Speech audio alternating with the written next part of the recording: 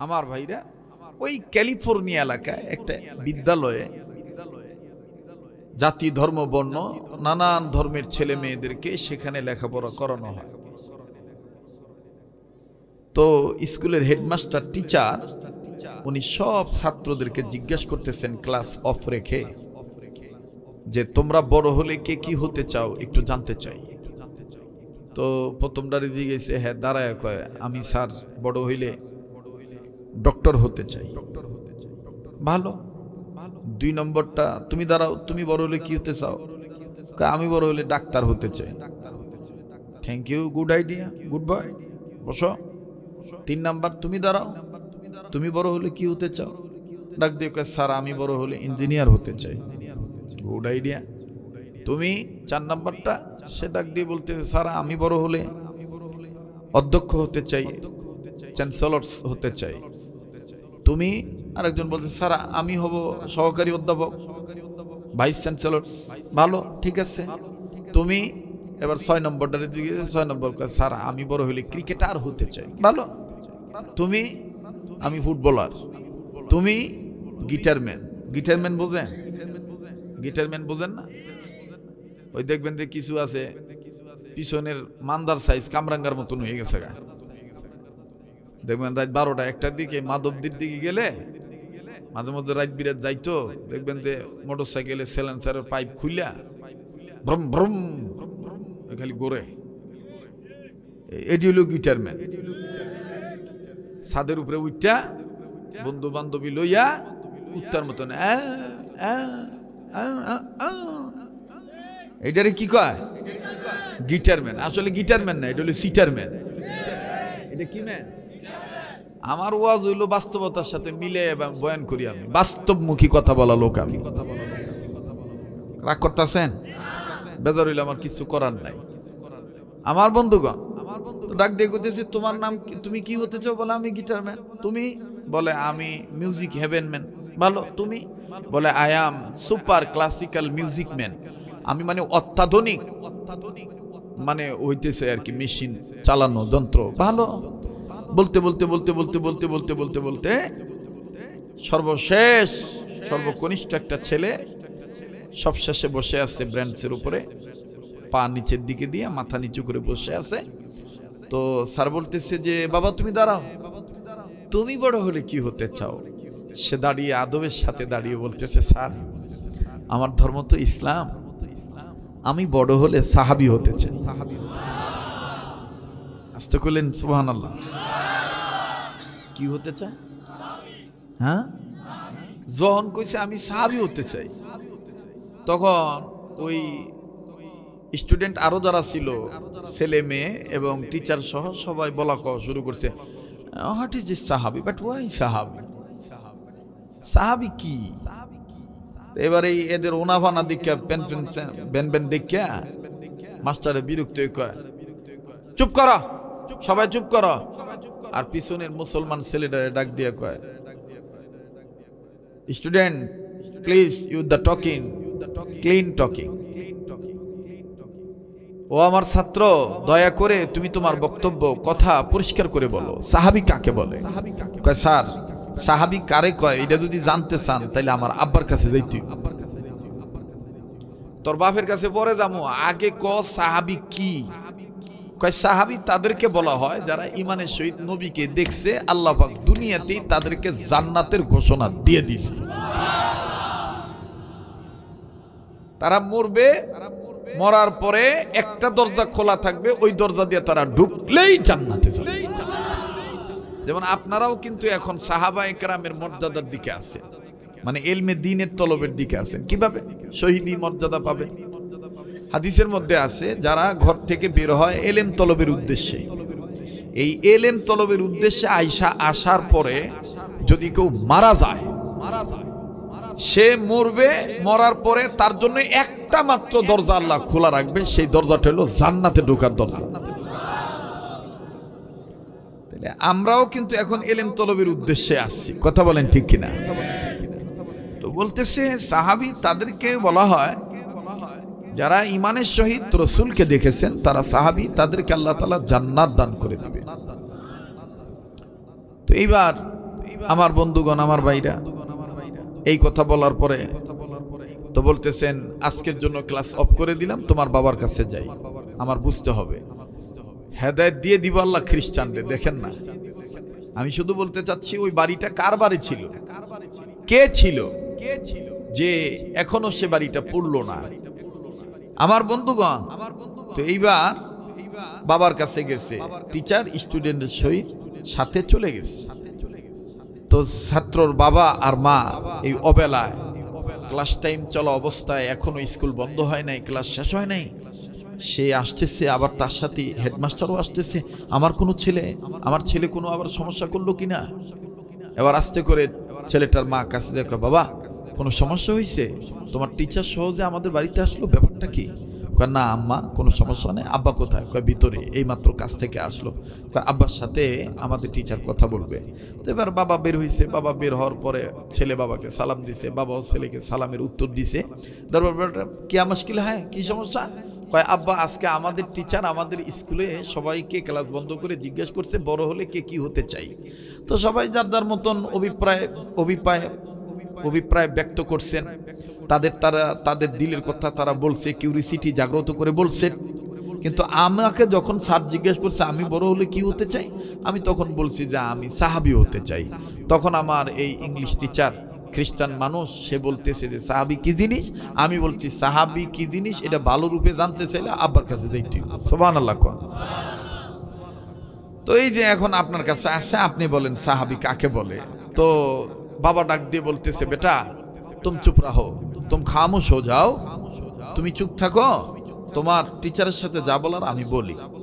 এবার খ্রিস্টান হইলো তো মেহমান, খ্রিস্টান হইলো কি মেহমান, মেহমানকে সুন্দর করে বসতে দিছে, বসতে দিয়ে আদর আপ্যায়ন যা করা দরকার, খানা খাদ্য সবকিছু দিছে।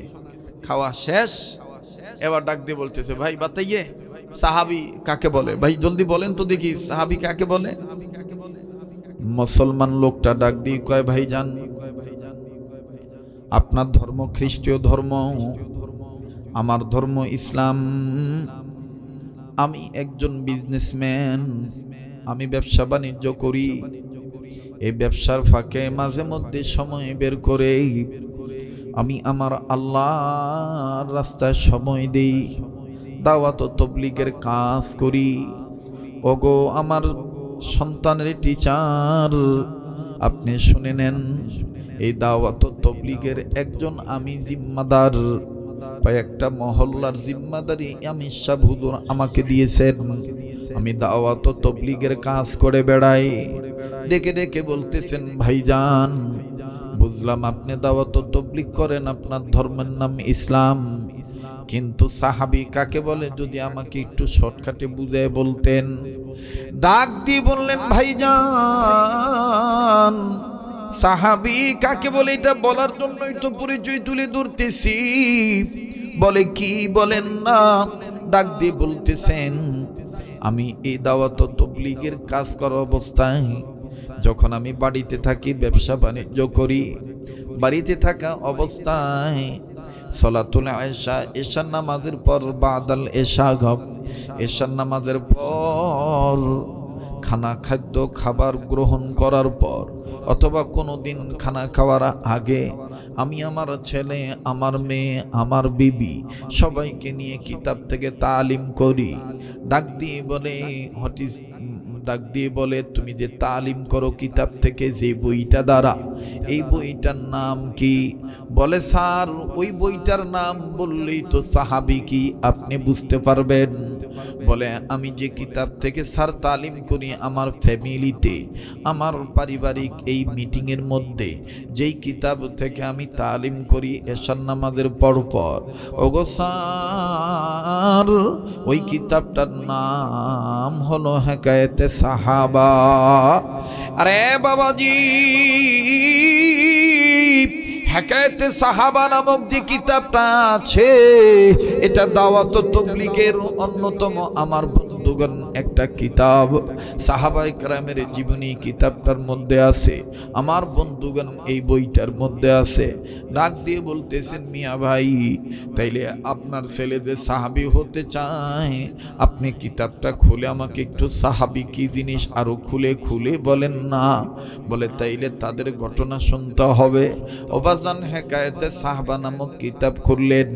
খুলে যখন বাড়িওয়ালা মুসলিম সন্তানের পিতা, স্টুডেন্টের বাবা, ছাত্রের বাবা, আমার বন্ধুগণ অভিভাবক, যখন টিচারের সামনে হেকারি সাহাবায়ে কেরাম রাদিয়াল্লাহু তাআলা আনহুমদের, আমার বন্ধুগণ আমার ভাইরা যখন সুন্দর করে ঘটনা বলি, নানান ঘটনা বলতেছেন, খ্রিস্টান ব্যক্তি লক্ষ্য করলেন এখানে তো একজনের জীবনই নয়, খণ্ড খণ্ড করে অল্প বেশি অনেক অনেক সাহাবীর নাম বলল। ওমর, আবু বকর, ওমর, উসমান, আলী, আবু বকর, ওমর, উসমান, আলী, প্রত্যেকের নাম তো বলল। বলতে বলতে অনেক সাহাবীর নাম বলল, কিন্তু আমার এই ছাত্র, আমার স্টুডেন্ট কোন সাহাবী হতে চায় নামটা তো সে বলে নাই। ডাক দিয়ে বলে, ভাইজান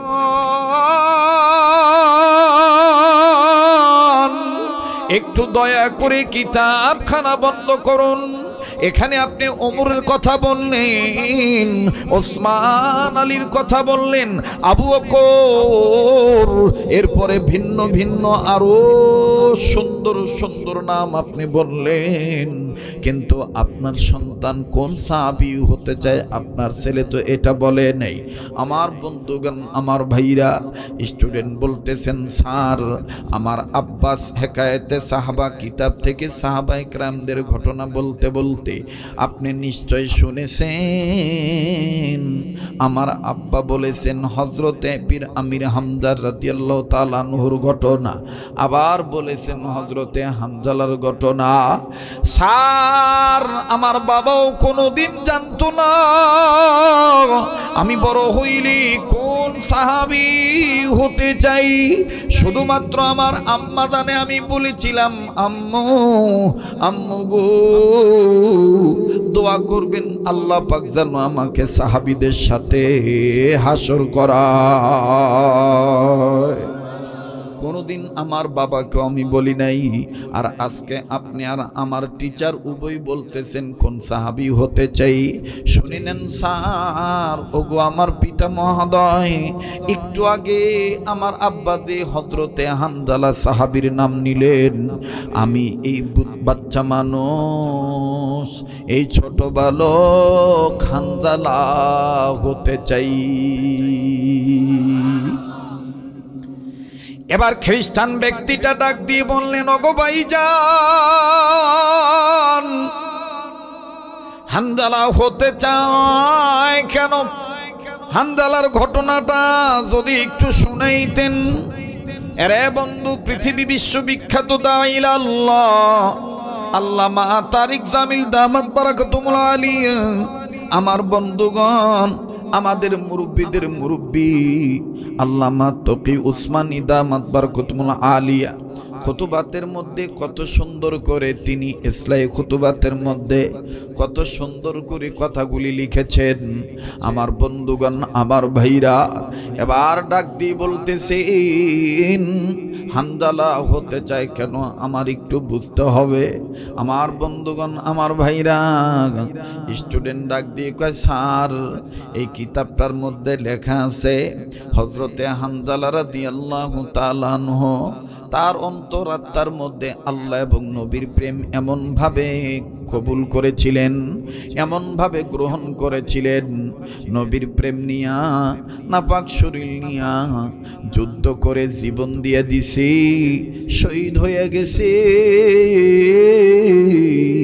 আর আমার আল্লাহ হযরতে হানজালাকে আসমানের উপরে উঠাইয়া জান্নাতের পানি দিয়া গোসল করাইয়া দিয়ে দিছে। আমরা গুনাহগার গো আল্লাহ, আমরা গুনাহগার, বলেন আমরা গুনাহগার গো আল্লাহ। ভাই গুনাহ নাই এ ধরনের কোন লোক আছেন এখানে? তাহলে এতগুলো মানুষ বলতে কি লজ্জা লাগে? মাপ চাইলে খুশি হয় কে? বলেন না কে? একটু আওয়াজ দিয়ে বলেন না, আমরা গুনাহগার গো আল্লাহ। গুনাহ থাকলে বলেন, আর না থাকলে বললেন না। আর এরকম একটা লোক আমি খুঁজতাছি যে কোনো গুনাহই নাই, আমি এর কাছে মুড়ি দিয়ে যেতাম গা। এন আছে এই ধরনের কোন লোক? তে কইতে কি লজ্জা করে? আল্লাহর কাছে মাপ চাইতে কি লজ্জা করে? মাপ চাইলে খুশি হয় কে? তা আওয়াজ দিয়ে বলো না যুবক ভাইরা, আমরা গুনাহগার গো আল্লাহ। দেখবেন কেডাই কয় না, জিলে কইব না মনে করবেন যে ভিতরে বালা না, উপরে ফিটফাট ভিতরে সদরঘাট। কথা কন ঠিক কিনা?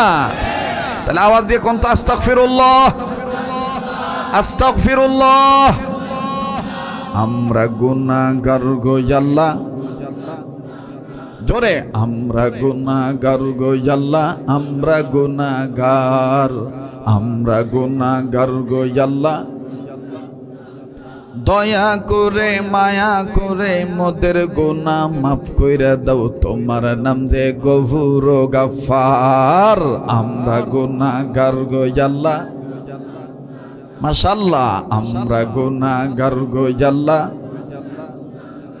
যখন আমি ছোট্ট ছিলাম দাঁত ছিল না মুখে, তরল খাবার আল্লাহ তুমি দিয়া দিছ মা জননীর বুকে আল্লাহ, মা জননীর বুকে। তাই তো আমি দিবানিশি, তাই তো আমি দিবানিশি ডাকবো মাওলা তোমায় বারংবার। আমরা গুনাহগার গো আল্লাহ, বলেন আমরা গুনাহগার গো আল্লাহ, জোরে আমরা গুনাহগার গো আল্লাহ, আমরা গুনাহগার। দয়া করে মায়া করে গুনাহগুলি মাফ কইরা দাও, তোমার নাম যে গফুর গাফফার। আমরা গুনাহগার গো আল্লাহ, জোরে কোন আমিন। এটা ডাক দেন না, বলেন না আল্লাহ, আবার বলেন না আল্লাহ। আরে বন্ধু গভীর মনোযোগ।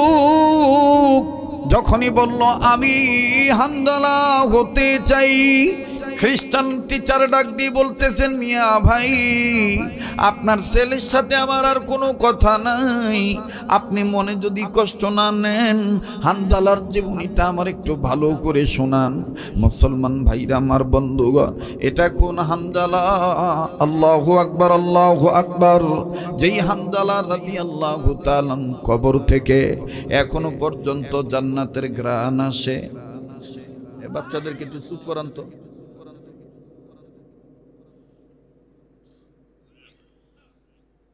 মুসলমান ভাইরা আমার বন্ধুগণ, এখনো পর্যন্ত জান্নাতের ঘ্রাণ আসে হযরতে হানজালার কবর থেকে।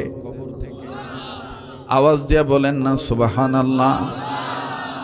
আমার ভাইরা কেমনে আসে শুনে নেন। সাহাবী হানজালা রাদিয়াল্লাহু তাআলা আনহু বিবি ব্যবহার করেছেন, ফরজ গোসল করার জন্য পানির কাছে গিয়েছেন। আমার বন্ধুগণ মুখ ভর্তি করে পানি নিয়েছে, গোসল করবেন। ঠিক ইন দি মিন টাইম কে যেন সাইড দিয়া চিল্লায় বলে বলে যায়, কুতিলা মুহাম্মাদুন, নবী মুহাম্মদ দুনিয়ায় নেই। নবী মুহাম্মদকে কারা যেন মাইরা ফলাইছে, নবী মুহাম্মদ দুনিয়ায় নেই। হযরতে হানজালা আমার বন্ধুগণ মুখ থেকে পানি ফেলে দিলেন। পানিটা ফেলে দিয়া নাপাক শরীর লইয়া একটা দৌড় মেরে বিবির কাছে গেলেন। বিবির কাছে যাইয়া ডাক দিয়ে বলতেছেন, বিবিরি তরবারি কোথায়, জলদি করে আমাকে তরবারি দিয়ে দাও। বিবি ডাক দিয়ে বললেন, স্বামী গো আপনি তরবারি নিয়ে কি করবেন? ডেকে ডেকে বলতেছেন, বিবি আমি তরবারি নিয়ে যুদ্ধের ময়দানে যাব। বিবি ডাক দিয়ে বলতেছেন, স্বামী আপনি কি ভুলে গেছেন আপনি নাপাক? আপনার শরীর তো নাপাক অবস্থায় আছে, আপনার উপর তো ফরজ গোসল ফরজ হয়ে গেছে। হযরতে হানজালা কান্দার ডাক দিয়ে বলে, বিবি রে তুমি কি জানো নাই, তুমি কি শোনো নাই, যেই নবী মুহাম্মদ সাল্লাল্লাহু আলাইহি সাল্লামের জন্য আমি হানজালা নবীর জন্য আমি এত পাগল, যেই নবীকে আমি অন্তর দিয়ে ভালোবাসি, আমার ওই তিন নবীরে কাফের বেঈমানেরা মাইরা ভালাইছি। বিবিরে যেই দুনিয়ায় নবী নাই, ওই দুনিয়া আমি কার জন্যে গোসল করব রে বিবি? আরে বিবি দে আমার তরবারি দে, বেঁচে থাকলে দেখা হবে দুনিয়ায়, আর না হয় দেখা হবে কিয়ামতের ময়দানে। হযরতে হানজালার বিবি তরবারিটা দিয়ে দিলেন হযরতে হানজালাকে। হযরতে হানজালা রাদিয়াল্লাহু তাআলা আনহু তরবারি খানা লইয়া নাপাক শরীর নিয়ে একটা ধর্মের যুদ্ধের ময়দানে ঝাঁপিয়ে পড়লেন। আমার বন্ধুগণ, আল্লাহ পাকের মদদে হযরতে হানজালা কয়েকজন কাফেরকে দুনিয়া থেকে চিরতরে জাহান্নামে পাঠিয়ে দিলেন। কিন্তু বাজান পরক্ষণেই হযরতে হানজালার উপরে কাফের বেঈমানরা যখন আক্রমণ চালাইল, কাফের বেঈমানদের আক্রমণে আক্রান্ত হয়ে গেলেন হযরতে হানজালা। হানজালা রাদিয়াল্লাহু তাআলা আনহু জীবন দিয়ে শহীদ হয়ে গেলেন। যুদ্ধ যখন শেষ হয়ে গেল, আমার নবীজি ডাক দিয়ে বললেন, সাহাবীরা রে, ধর্মকে প্রতিষ্ঠিত করার জন্য, ঈমান ইসলামের পক্ষ নিয়ে, আল্লাহর ভয়, জাহান্নামের আগুন থেকে বাঁচার জন্য, জান্নাত পাওয়ার আশায়, আল্লাহর মহব্বত আর আমি নবীর মহব্বত অন্তরে নিয়া যারা ইসলাম ধর্ম প্রতিষ্ঠার পক্ষে জীবন দিয়ে শহীদ হয়ে গেল, আমি নবীজি বলে দিলাম জলদি করে তাদের লাশ খুঁজে বের করো। এই শহীদ সাহাবীদেরকে বিনা গোসলে কবর দিয়ে দাও। আমার বন্ধুগণ, সমস্ত সাহাবীরা শহীদ সাহাবীদের লাশ খুঁজে বের করলেন। যখন বিনা গোসলে কবর দিয়ে দিবেন, ঠিক ইন দি মিন টাইম, ওই মুহূর্তেই আল্লাহর নবীর কানে আওয়াজ আসতেছে। নবীজি দেখতেছেন বহু দূর থেকে আউলাকে সে পাগলিনী বেশে একজন মা চিৎকার দিয়ে ডাক দিয়ে বলে, নবীজি গো, সব সাহাবীদেরকে শহীদদের বিনা গোসলে কবর দেন, আমার স্বামীর বিনা গোসলে কবর দিয়েন না। আমার নবী বললেন, এই তোমরা রাখো। আস্তে করে নবীজি ডাক দিয়ে বললেন, মা কে তোমার স্বামী? কেনই বা তারে বিনা গোসলে কবর দেব না, খুলে বলো না। হযরতে হানজালার বিবি কান্দার ডাক দিয়ে বললেন, নবী গো, আমার স্বামী হইল আপনার প্রিয় সাহাবী হানজালা। আমার স্বামীর উপরে গোসল ফরজ হয়ে গিয়েছিল, ফরজ গোসল করার জন্য পানির কাছে গেছে, কে জানি ইন দি মিন টাইম বলে দিয়েছে আপনি নবী নাকি দুনিয়ায় নাই। হুজুর, আমার স্বামী হানজালা গোসলের কথা বুঝলে দেয়া আপনার প্রেমে জীবন দিয়ে শহীদ হয়েছে, কিন্তু নাপাক ছিল। তাই বলি গো নবীজি, ওগোয়া ওগো নবীজি, সব সাহাবীদেরকে বিনা গোসলে কবর দেন, আমার স্বামী হানজালার আপনি বিনা গোসলে কবর দিয়েন না। আমার নবী ডাক দিয়ে বললেন, সাহাবীরা রে, হানজালার লাশ কোথায় খুঁজে খুঁজে বের করো। এবার আমার বন্ধুগণ, আমার ভাইরা, কয়েকজন সাহাবী যখন সম্মিলিতভাবে সাহাবী হানজালার লাশ খুঁজে বের করলেন, বের করার পর একজন সাহাবী এসে কান্দার ডাক দিয়ে, ইয়া রাসূলুল্লাহ, আশ্চর্যজনক ঘটনা, হানজালারে কে জানি গোসল করে দিছি। হানজালার চুল ভিজা, দাড়ি ভিজা, শরীর থেকে জান্নাতের ঘ্রাণ বাইর হইতেছে। নবীজি এবার জলদি করে হানজালার লাশের কাছে গেলেন, যাইয়া দেখতেছেন ঠিক ওই হানজালার চুল ভিজা, দাড়ি ভিজা, শরীর থেকে মানুষ গোসল করলে যেমন পানির ফোঁটা জমিনে পড়ে, এইরকম পানির ফোঁটা আমার বন্ধুগণ জমিনে পড়তেছে। যখন এইরকম পড়তেছে আর চতুর্দিক থেকে জান্নাতি খুশবু বের হচ্ছে, আল্লাহ নবী বললেন, আল্লাহ গোসল করে দিল কে? আল্লাহ পাক ডাক দিয়ে বললেন, জিব্রাইল নবীরে বলে দাও, যেই হানজালা নবীর প্রেম অন্তরে নিয়া গোসলের কথা ভুলে যাইতে পারলো, ওই হানজালারে আমি আল্লাহ আসমানের উপরে জান্নাতের পানি দিয়ে গোসল করে পাঠায় দিছি। বলেন না সুবহানাল্লাহ। তো এই ছেলেটা ডাক দিয়ে কয়, স্যার আমি খ্রিস্টানদের সাথে চলাফেরা করি, কখন যে মরে যাই নাপাক অবস্থায়, এজন্য আমার আল্লাহ যেন হানজালার মতন আমাকে জান্নাতের পানি দিয়ে পবিত্র বানায় জান্নাত দিয়ে দেয়, এই জন্য আমি সাহাবী হানজালা হতে চাই। সুবহানাল্লাহ বলেন।